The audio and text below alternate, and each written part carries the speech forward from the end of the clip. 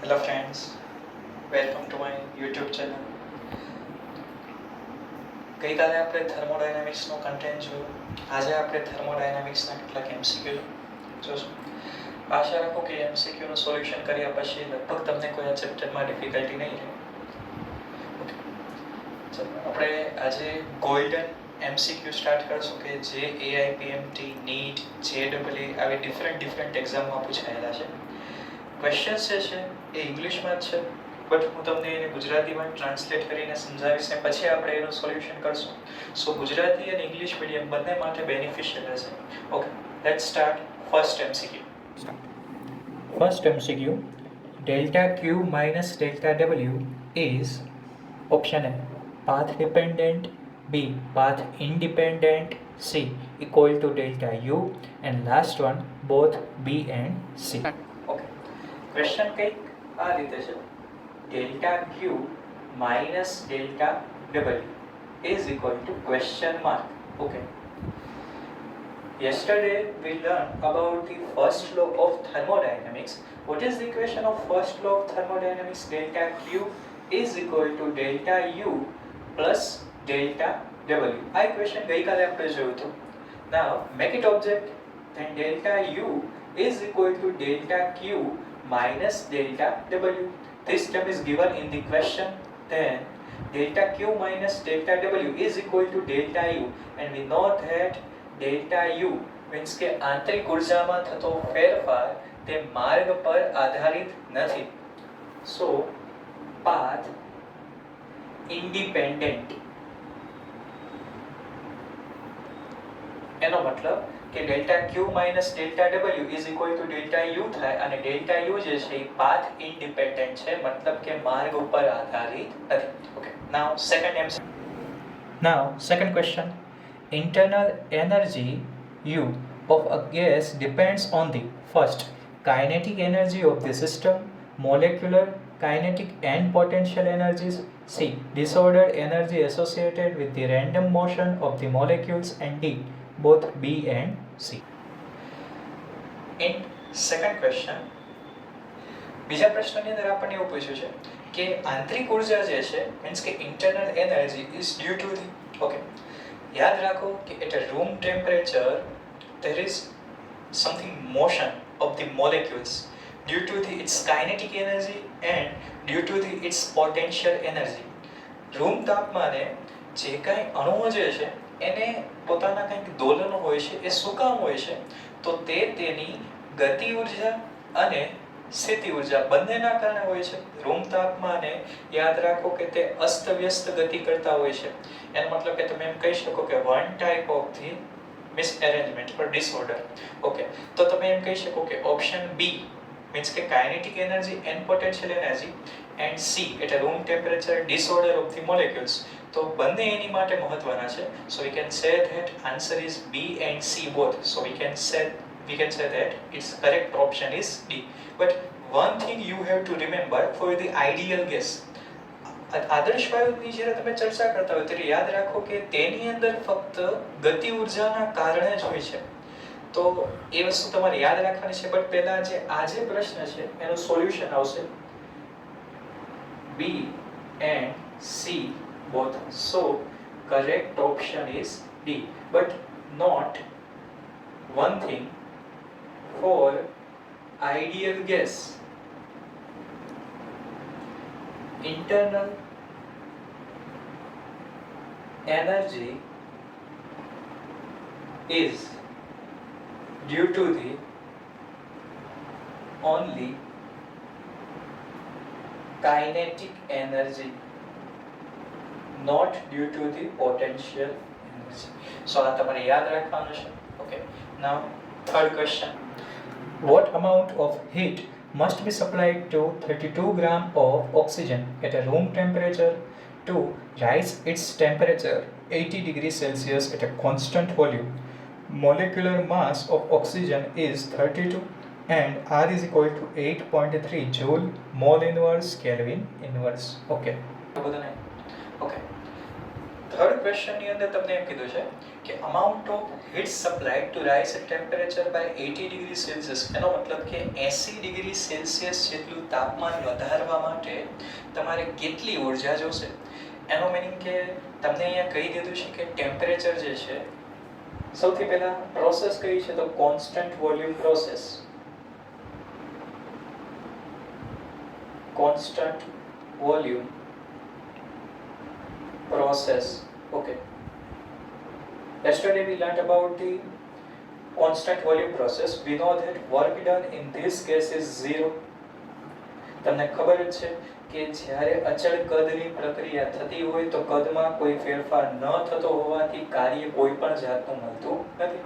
Okay, so in this case according to first law of thermodynamics, delta W is 0, so we can say that delta Q is equal to delta U. તો તમે એમ કહી શકો કે delta Q બરાબર delta U.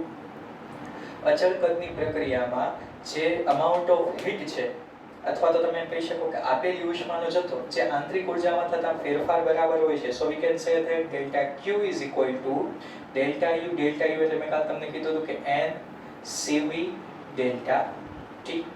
Okay, CV means now we are discussing about the oxygen. Oxygen જે છે એ તમે એમ કહી શકો કે દ્વિપરમાણવિક વાયુ છે.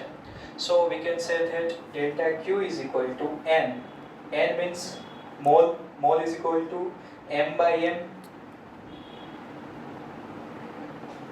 into CV. CV જે છે દ્વિપરમાણવિક વાયુ હોય તો તમે એમ કહી શકો 5/2 R. If monoatomic, then 3/2 R. દ્વિપરમાણિક છે એટલે તમે કહી શકો કે 5/2 R into delta T. So delta Q is equal to given 32, તમને 32 આપી દીધું છે, 32 ગ્રામ, અને ડિવાઇડ બાય 32 જે એનું મોલેક્યુલર માસ છે એ પણ 32 છે, into 5 divided by 2 into 8.3 and into 80 degree Celsius. So final answer is near equal to 1.66 kilojoule. You have to calculate it.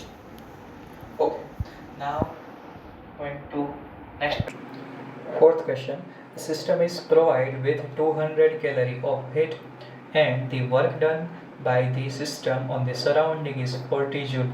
Then its internal energy. Okay, in this case given heat આપેલી ઉષ્મા 200 calorie. આપણને ખબર છે કે 1 calorie માટે આપણે કેટલું લઈશું 4.2 joule. so 200 into 4.2, so delta Q is equal to 840 joule.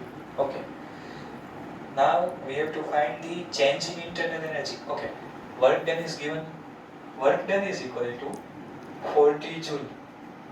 According to first law of thermodynamics, ના પ્રથમ નિયમ અનુસાર delta Q is equal to delta U plus delta W. So delta U is equal to delta Q minus delta W. Okay, delta Q જે છે 840 છે minus 40 છે, so delta U is equal to 800 joule. હવે question એ થાય કે આંતરિક ઉર્જામાં વધારો થશે કે ઘટાડો, increment or decrement in internal energy. તો યાદ રાખો કે ઇફ હીટ ઇઝ ગિવન, તમે જો તંત્રને ઉષ્મા આપો છો તો સ્વાભાવિક છે કે તાપમાનમાં વધારો થાય છે. અને કાલે મેં જે તમને સમજાવ્યું હતું કે if temperature is increases then delta U is also increases. તાપમાનમાં જો વધારો થતો હોય તો યાદ રાખો કે આંતરિક ઉર્જામાં પણ વધારો થશે, સો increases. This is correct answer. Okay, next question. Figure below shows two paths that may be taken by a gas to go from a state A to a state C. In process AB 400 joule of heat is added to the system, and in process B to C of heat is added to the system. The heat absorbed by the system in the process will be.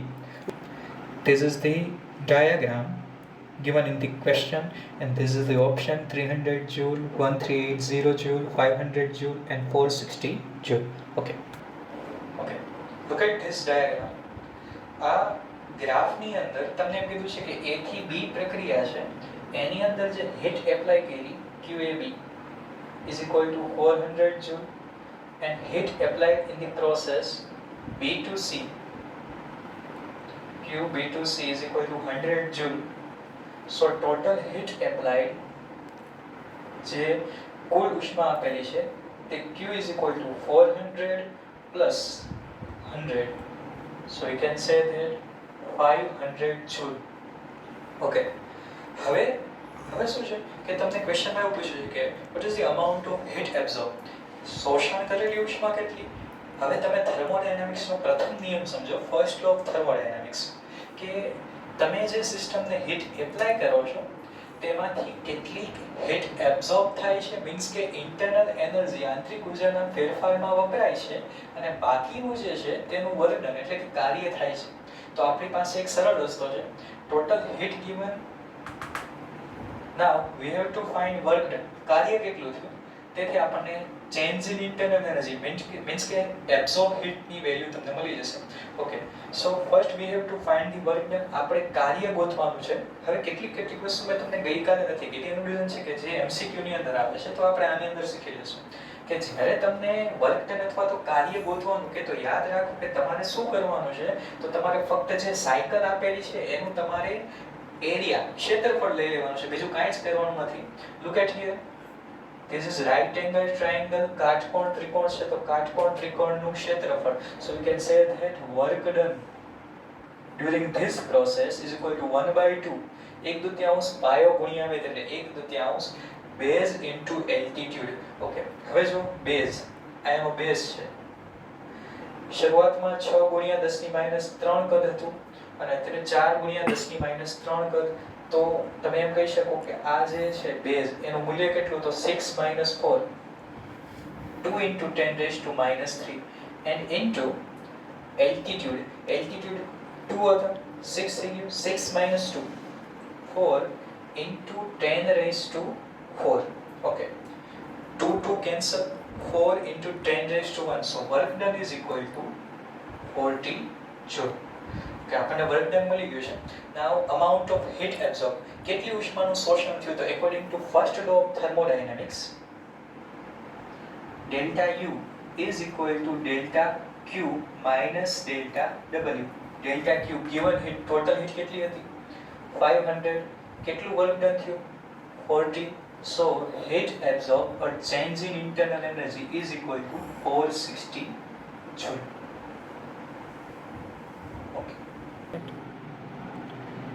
Next question. Choose the correct option for the PV curve shown below. Okay, this is the given diagram. Look at here. This graph is going anti-clockwise. So you have to remember કે જ્યારે anti clockwise graph હોય ત્યારે work done એટલે કે કાર્ય negative આવશે, અને જ્યારે ક્લોકવાઇઝ ડાયાગ્રામ હોય તો કાર્ય હંમેશા પોઝિટિવ આવશે. હવે તમને મેં કાલ સમજાવ્યું હતું કે જે કાંઈ ડાયાગ્રામ છે તેના પરથી સાબિત શું થાય છે, તો પહેલાં તો એ વસ્તુ યાદ રાખો કે જો સાયકલિક પ્રોસેસ હોય, ચક્રીય પ્રક્રિયા, તો આંતરિક ઉર્જામાં થતો ફેરફાર 0. તો પહેલો ઓપ્શન જુઓ delta U is equal two 0, but તમને કન્ફ્યુઝ કરવા માટે એવું કીધું છે. હકીકતમાં તમે પ્રોસેસ વાંચો ABCD, નોટ ABCD. ચક્રીય પ્રક્રિયા પૂરી થતી નથી, એનો મતલબ કે આ પૂરેપૂરી પ્રક્રિયા નથી લીધી, ચક્રીય પ્રક્રિયા નથી, તો આંતરિક ઉર્જામાં ફેરફાર 0 નહીં થાય. તો એ ઓપ્શન એ તમને કન્ફ્યુઝ કરવા માટે આપ્યો છે. નાવ ઓપ્શન બી, નાવ પ્રોસેસ ABCDA. ઓકે, હવે ધ્યાન દેવાની અંદર કે આની અંદર ચક્રીય પ્રક્રિયા લીધી છે, સાયકલિક પ્રોસેસ. હવે એન્ટી ક્લોકવાઇઝ છે તો ઓબ્વિયસલી વર્ક ડન નેગેટિવ જ આવશે. સો ઓપ્શન બી ઇઝ કરેક્ટ. ના option C, A and B both no, and last none of the above. So correct answer is B, because anti-clockwise diagram છે તેથી work done negative આવશે. ને હજી એક વસ્તુ યાદ રાખો કે જો ABCD એ પ્રોસેસ કમ્પ્લીટ થતી હોય ચક્રીય પ્રક્રિયા તો ડેલ્ટા U 0 આવશે, નહીં કે ABCD માં. ઓકે, સો આની અંદર કરેક્ટ ઓપ્શન આવશે B. Okay, next question number 7. The temperature inside a refrigerator is T2 degrees Celsius and the room temperature is T1 degrees Celsius. The amount of heat delivered to the room for each joule of electrical energy consumed ideally will be okay, હવે આ પ્રશ્નની અંદર તમને વિદ્યુત ઉર્જા પૂછી છે. Sorry, આ ક્વેશ્ચનની અંદર તમને પૂછ્યું છે કે amount of heat delivered to the room temperature. Okay, તમારે અમાઉન્ટ ઓફ હીટ ફાઇન્ડ કરવાની છે. તો નીટમાં પૂછાયેલા ક્વેશ્ચન છે, સો થોડુંક ધ્યાન દેજો. થોડુંક કોમ્પ્લિકેટેડ, તમને કન્ફ્યુઝ કરવા માટે કેટલીક વસ્તુ ચેન્જ કરી છે. સો લુક એટ હિયર. હવે યાદ રાખો કે રેફ્રિજરેટરનો કોન્સેપ્ટ હોય તો મેં તમને કાલ સમજાવ્યું હતું કે we have to find the coefficient of performance alpha. So alpha is equal to Q2 divide by W. કાલ મેં તમને ઇક્વેશન લખાયું હતું. So Q2 divide by, now we have to find the work done. Okay, જ્યારે work done find કરવાનું આવે છે ત્યારે Q1 minus Q2. Q1 minus Q2. So, according to Q1 by Q2 is equal to T1 by T2, we can say that alpha is equal to T2 divided by T1 minus T2. But યાદ રાખો કે આપણે SI એકમમાં લેવાનું છે. So T2 plus 273 divided by T1 plus 273 minus T2 plus 273. જ્યાં નીચે 273 cancel થશે. So finally alpha is equal two T2 plus 273 and divide by T1 minus T2. Okay. Next question. Now, question number 8. A Carnot engine having an efficiency of eta is equal to 1 by 10 as a heat engine is used as a refrigerator if work done on the system is 10 joule from the reservoir at a lower temperature is blank. Okay. હવે આ question જે છે ખૂબ જ important આપણી માટે, કારણ કે આની અંદર ઘણા બધા કોન્સેપ્ટનો યુઝ કર્યો છે. તમને ઇફિશિયન્સી એટલે કે કાર્યક્ષમતા આપી દીધી છે. Eta is equal to 1 by 10 and work done, કાર્ય તમને આપી દીધું છે 10 જૂલ. હવે તમને એમ પૂછ્યું છે કે આ રિઝર્વોયરની અંદર લોઅર ટેમ્પરેચર જે છે ત્યાં કેટલી ઉષ્મા હોય છે. એનો મતલબ તમે હવે સમજી શકો છો કે જ્યારે તમે રિઝર્વોયર એટલે કે જે કાંઈ તંત્ર છે એને તમે ઉષ્મા આપો છો, હીટ એન્જિનને તમે જ્યારે ઉષ્મા આપો છો ત્યારે શું થાય છે કે થોડી ઘણી ઉષ્માનું શોષણ થાય છે અને બાકીનું કાર્ય થાય છે. હવે સિમ્પલ વસ્તુ છે કે લોઅર ટેમ્પરેચર માટે તમને જે પૂછ્યું છે તો તમે આ સિમ્પલ ડાયાગ્રામ ઉપરથી સમજી શકો. Heat given Q1, temperature is T1, some energy is absorbed here, એટલે કે કેટલી ઉષ્મા જે છે શોષણ પામે છે. હવે ધારો કે કેટલું વર્ક ડન થાય છે W અને બાકીની ઉષ્મા જે છે એ મુક્ત થાય છે Q2. હવે ધ્યાન દેજો, આપણી પાસે ઇક્વેશન છે. જો સૌથી પહેલા તો તમારી પાસે વર્ક ડન ઓલરેડી છે. તમે એમ કહી શકો કે work done is equal two Q1 minus Q2. So Q2 is equal two W minus Q1, equation number 1. હવે તમારી પાસે વર્ક ડન ઓલરેડી છે, તમારી પાસે Q1 એટલે કે તંત્રને આપેલી ઉષ્મા નથી. તો જો તમને તંત્રને આપેલી ઉષ્મા, સિસ્ટમને જે હીટ એપ્લાય કરી Q1 એ તમને મળી જાય તો put in this equation and you will get the value of Q2. તમને જે લોઅર ટેમ્પરેચર છે ત્યાંની ઉષ્મા તમને મળી જાય છે. આ જે છે એ હોટ સાઇડ છે, આ કોલ્ડ સાઇડ છે, એનું ટેમ્પરેચર T2 છે, આ ગરમ પરિસર છે, આ ઠંડુ પરિસર છે. તો Q1 તમે કઈ રીતે મળશે? હવે જો તમને કાર્યક્ષમતા આપી દીધી છે અને કાર્ય તમને આપ્યું છે 10 જૂલ, તો હીટ એન્જિન માટેનું equation eta is equal to W divided by Q1. So Q1 is equal to W divided by eta. So W is equal to 10 divided by eta, 1 by 10. So 100 joule. તમને value મળી ગઈ કે તમે તંત્રને આપેલી ઉષ્મા કેટલી છે 100 જૂલ જેટલી. હવે તેમાંથી કાર્ય કેટલું થાય છે 10 જૂલ જેટલું. તો હવે ઇક્વેશન 1 માં મૂકો. Putting in equation number 1, so Q2 is equal to heat at the lower temperature. Q2 is equal to work done work done જે છે 10 minus 100 sorry Q1 minus W આવશે આની અંદર Q1 minus W so 100 minus 10 so final answer is 90 joule. The most IMP question CBSE PMT no question at all. Okay, now next question. Match the following columns.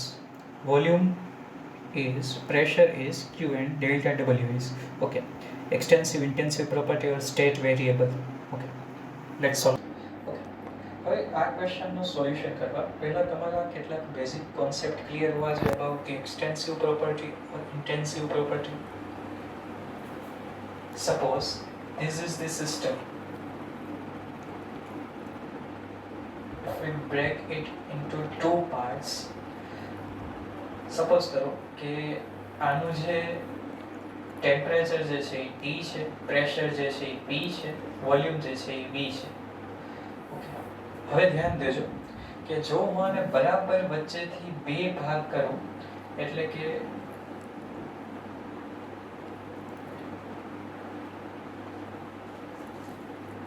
તમે એના બે equal part કરીએ તો હવે ધ્યાન દેજો કે થશે કેવું કે વોલ્યુમ જે છે એ હાફ થઈ જશે V/2 V/2. સપોઝ કરો કે એનું માસ જે છે એ m હતું તો માસ પણ થઈ જશે m/2 m/2 બટ પ્રેશર હજી P જ રહેશે, ટેમ્પરેચર બંનેનું T જ રહેશે. એનો મિનિંગ શું થયો કે તમે એના ડાયમેન્શન્સ ચેન્જ કરો છો, તમે એના પરિમાણમાં ફેરફાર કરો છો તો જે ક્વોન્ટિટી ચેન્જ થઈ જાય છે તેને તમે કહી શકશો એક્સટેન્સિવ પ્રોપર્ટી અને જે ક્વોન્ટિટી કોન્સ્ટન્ટ રહેશે તેને તમે કહી શકશો ઇન્ટેન્સિવ પ્રોપર્ટી. સો તમે એવું કહી શકો કે એક્સટેન્સિવ, તો એક્સટેન્સિવ પ્રોપર્ટી કઈ છે which is dependent on the mass, sorry, on the dimension. And example like volume, mass, etc. Otherwise intensive કોણ છે તો independent on dimensions. જે પ્રોપર્ટી ઇન્ડિપેન્ડન્ટ છે ડાયમેન્શન્સ થી તો એને તમે કહી શકશો કે ઇન્ટેન્સિવ પ્રોપર્ટી. એવી કઈ પ્રોપર્ટી છે તો પ્રેશર એન્ડ ટેમ્પરેચર. ઓકે, હવે ધ્યાન દો આ બધું થયા પછી આપણે શું સમજવાનું છે કે તમને જે ક્વેશ્ચનમાં પૂછ્યું છે તે ક્વેશ્ચન તરફ આપણે ફરીથી જઈએ. સો look at here. So look at here. First, A, volume. Volume is the extensive property which is dependent on the dimensions.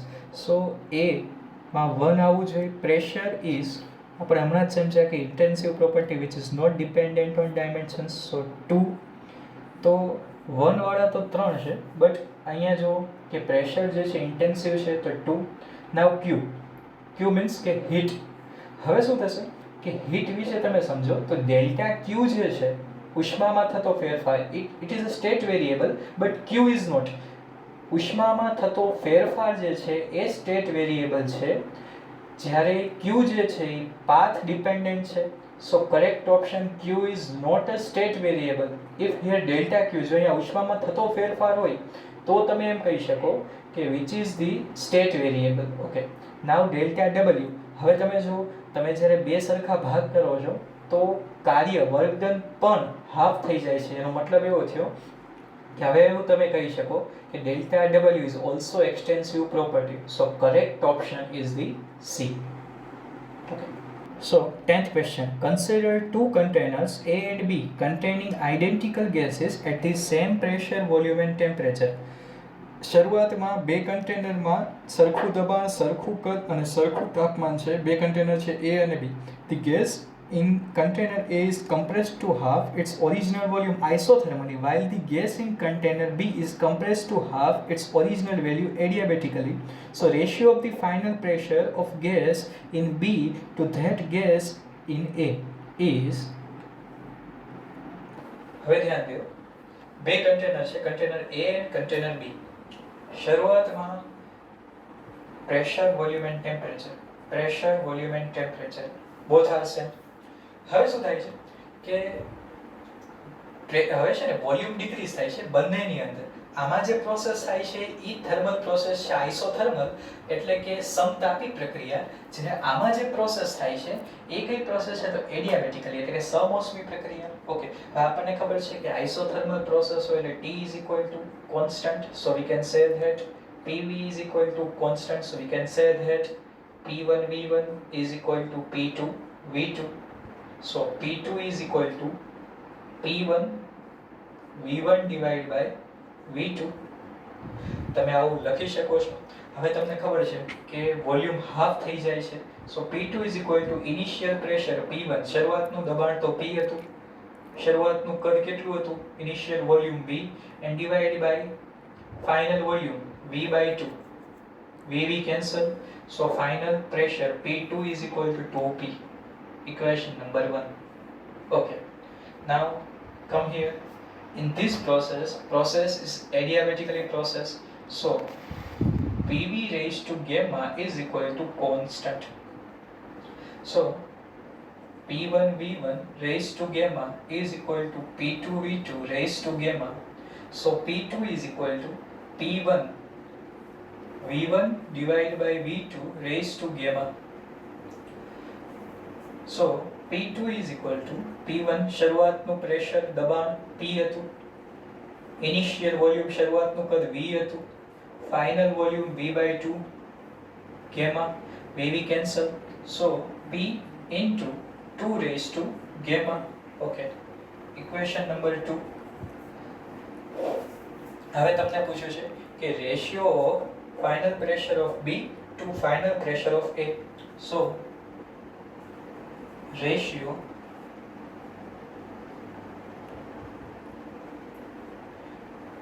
adiabatic process ની અંદર જે final pressure મળ્યું તમને P2 adiabatic, P2 isothermal. So P2 adiabatic divided by P2 isothermal is equal to P into 2 raised to gamma divided by 2P. P cancel થઈ જશે. So 2 raised to gamma and 2 raised to 1. 2 raised to 1 ઉપર આવશે એટલે થઈ જશે 2 raised to gamma minus 1. Most time P question. Okay. Last question. An ideal gas undergoes cyclic process A, B, C, D, A as shown in given PV diagram. The amount of work done by the gas is okay. હવે એની અંદર તમને work done find કરવાનું કીધું છે. હવે કાર્ય ગોત હોય તો મેં તમને હમણાં સિમ્પલ લોજિક કીધું કે તમે એરિયા, ક્ષેત્રફળ ફાઇન્ડ કરી નાખો એટલે તમને એનું કાર્ય મળી જશે. સિમ્પલ વસ્તુ છે. ઓકે, તો હવે જો ડાયાગ્રામ, હવે તમને આનું ક્ષેત્રફળ ગોતવાનું કે લંબચોરસનું, તો લંબાઈ ગુણ્યા પહોળાઈ, લેન્થ ઇન્ટુ વિડ્થ. તો તમે જુઓ તો એની જે લંબાઈ જે છે એટલે કે V0 થી 3V0, તો આપણે એમ કહી શકીએ કે 3V0 minus V0 એટલે work done is equal two 2V0 અને ઇન્ટુ, હવે જે એની વિડ્થ જોવાની છે, હાઈટ, તો P0 થી 2P0, so 2P0 minus P0 is equal to P0. So work done is equal to 2P0 V0, but simple logic process is anti clockwise. મેં તમને હમણાં જ કીધું કે વિષમઘરી દિશા હોય anti clockwise, તો તમારે વર્ક ડન નેગેટિવ લેવાનું. So anti clockwise process, so final work done is equal to negative minus 2P0 V0. Okay, complete.